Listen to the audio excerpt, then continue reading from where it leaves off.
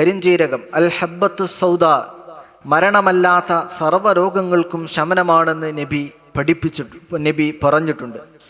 ഇവിടെ കരിഞ്ജീരകത്തെ പരാമർശിച്ച് നബി അതുപയോഗിക്കേണ്ട വിധം വിശദീകരിച്ചിട്ടില്ല. അതുകൊണ്ട് തന്നെ ആ നിരുപാധിക പ്രയോഗത്തെ പഠനവിധേയമാക്കേണ്ടതുണ്ട്. അതിൽ ഗവേഷണം ഇന്ന് നടന്നുകൊണ്ടിരിക്കുന്നതായി നിരവധി വൈദ്യശാസ്ത്ര സൈറ്റുകളിൽ കാണാൻ കഴിയും. പലതും പൂർണ്ണതയിലെത്തിയിട്ടില്ല.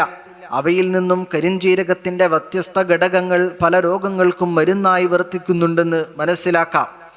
വൈദ്യശാസ്ത്രം കണ്ടെത്തിയ കരിഞ്ജീരകത്തിൻ്റെ ഗുണങ്ങളിൽ ചിലത് എണ്ണി പറയാം.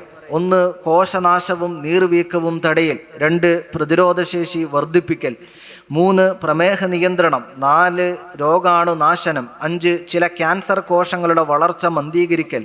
6. പ്രഷർ കൊളസ്ട്രോൾ നിയന്ത്രണം. 7. കരൾ നാശവും വൃക്കയിലെ കല്ലും തടയൽ. 8. ശ്വാസകോശ രോഗങ്ങൾക്ക് മരുന്ന്. 9. ഭാരനിയന്ത്രണം. 10. മുടികൊഴിച്ചിൽ തടയലും ചില ത്വക്ക് രോഗങ്ങൾക്ക് മരുന്നും.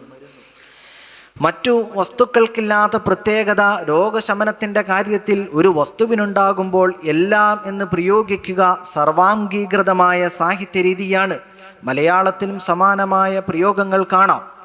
ആ പീഡിയയിൽ ഉമ്മയും ബാപ്പിയും അല്ലാത്തതെല്ലാം കിട്ടും. ഈ പ്രയോഗം ഇതിനൊരു ഉദാഹരണമാണ്.